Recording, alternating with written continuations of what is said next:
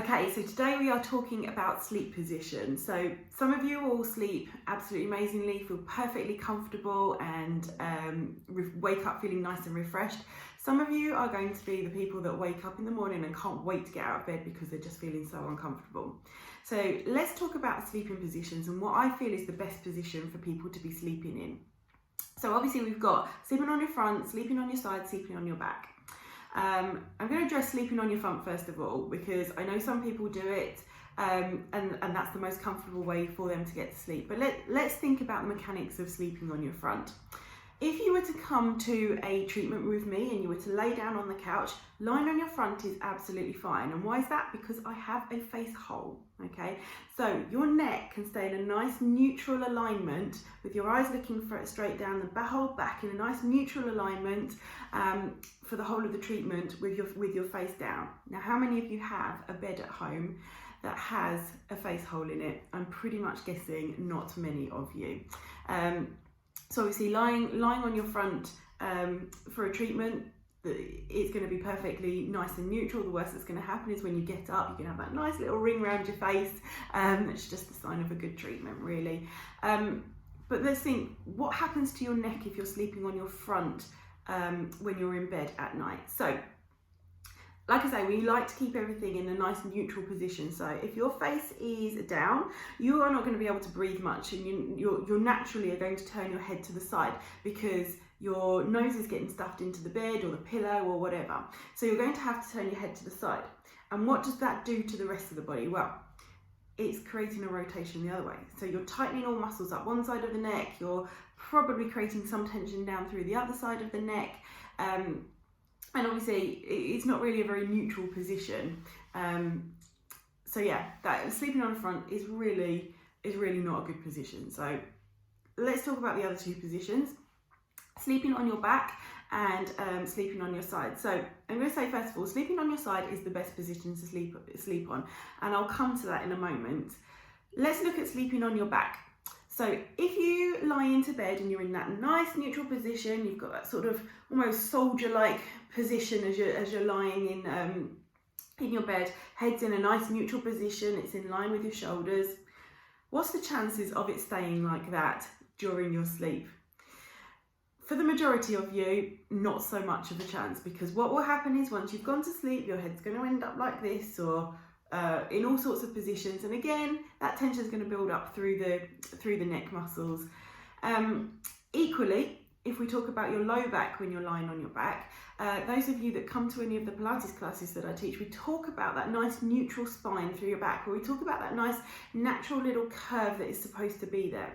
Now when you're asleep, all the muscles are generally asleep as well, so they're not doing their job to create that nice neutral position in your back. So therefore everything's sort of dropping down, gravity's taking effect, and you are getting squashed down towards the bed. Equally, with legs out straight and long, that creates quite a lot of sort of lengthening through the tissues, which again, in a nice controlled class, that's what we're aiming for, nice lengthened tissues. But if you are not in the most natural of positions through your low back, it may not be the right position for you to keep your legs out straight. Having said that, it is still okay to sleep on your back. And some of the advice that I would say to you is, if you are a back sleeper, then what you should do is look at putting a pillow underneath your knees so that the legs are not lying flat. The legs have got a pillow underneath them that's just starting to raise the knees up a little bit. So you've got this sort of slackening of the tissues that are going up through your back. So that's one of the things to do. The other thing is you can kind of mould your pillow a little bit so that it's creating a little bit of a bolster either side of your head, so that your head is lying into something rather than completely collapsing down onto the side as you go to sleep. So there's a couple of things that you can do if you're lying on your back, which takes us now to sleeping on your side. Like I say, the most effective or efficient way of sleeping is on your side. This way you can keep your spine in a nice neutral position. So there are a few things that you need to do in order to keep that neutral position though. Talking from the top, so from your head position, if your pillows are too low, your head is going to drop down towards the bed. If your pillows are too high, your head's going to get pushed up. So we need the pillows in the right position so that you are in a nice neutral position. So if somebody was looking at you from behind, they would be able to see your head and your spine in line, not your head pushed up or dropped down. This nice line coming through the spine. For some people, one pillow is too little and two pillows are too much. So my advice is get a towel and fold it up, so a normal bathroom towel, fold it up and just pop that underneath your pillow, because that is a way of almost lifting your pillow half a pillow height, if you see what I mean. And you just play with that until you get the right height for you. Bearing in mind, the first few times that you sleep with it like that, it's going to feel a little bit different because it is different. It's a bit weird. So give it a couple of nights just to get used to sleeping in that position. Because also by getting the head in the right position, it helps keep your shoulders in the right position. So if we think about your pillows being too low and the head getting dropped down towards the bed a bit too much, what will happen is your shoulder tries to come forwards a little bit so that your head can get down. And that's where we get sort of all this tension that comes through the shoulder and again up through the neck. The other thing with pillows is there is a gap. So your head is wider than your neck and your shoulders are obviously wider than your neck. So there is kind of like this kind of void gap here. So what you can do with your pillow or your duvet, I tend to grab the duvet a little bit and stuff it in there, is just try and create a little bit of extra cushioning between your shoulders and your ears, so that this part of your neck is resting against something. So those muscles are not having to do lots of work while you're asleep. So yeah, and that will also help you keep your shoulders in a good, nice, neutral position.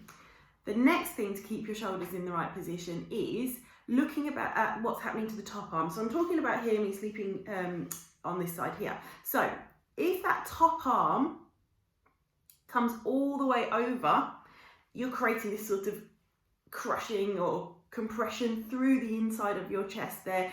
Also what happens is the shoulders start to sneak up like this and you just end up all sort of curled up and all those muscles getting really tight.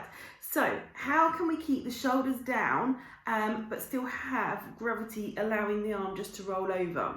The answer, get a pillow. You can get those full length body pillows that kind of go between your legs and between your arms, or just grab another pillow. So if you're sleeping on this side, pop a pillow in this area here so that as your arm comes over, your arm's resting here, keeping this nice space open through the chest rather than it dropping all the way over and creating that sort of squashing sort of position. So that's the shoulder position. Hips. So again, when you're lying on your side, it's unlikely you're going to lie there with your legs out completely straight, all completely balanced. Your top leg is going to start to roll over. Now for some people, it's going to roll over so much that it's going to create a twist sort of coming down through the spine. So shoulders, neck, everything's all in the right position, but your top hip's going to roll over and drop down towards the bed again. So again, another pillow. You're going to be stuffed up with pillows, but grab another pillow, pop it between your knees. That should stop you trying to roll over. If it doesn't quite work like that, just put the pillow slightly in front of you so that as your leg comes over, it doesn't drop all the way down towards the bed. There is a gap, or there is now sort of cushioning and a lift a bit higher than the bed, so that as your hip goes over, your pelvis is still staying in that nice neutral position and not being rotated all the way over. So yeah, like I say, you're going to feel like you're stuffed up with pillows, one in here, one between your legs. But there are these sort of full length body pillows that you can get, that you can kind of hug in here, have around your arms and put the other bit between your legs. So they're great. They're really, they're worthwhile getting, especially if you can't get yourself comfortable lying on your side. So they're my top tips for getting into a good sleeping position. If you have any other questions, then obviously please do get in touch. I'll be happy to talk to you, any of you, about any tips about getting you in the right position, because a good night's sleep is essential for good health. So it's absolutely essential we get the mechanics right. So yeah, get in touch if you need any more advice.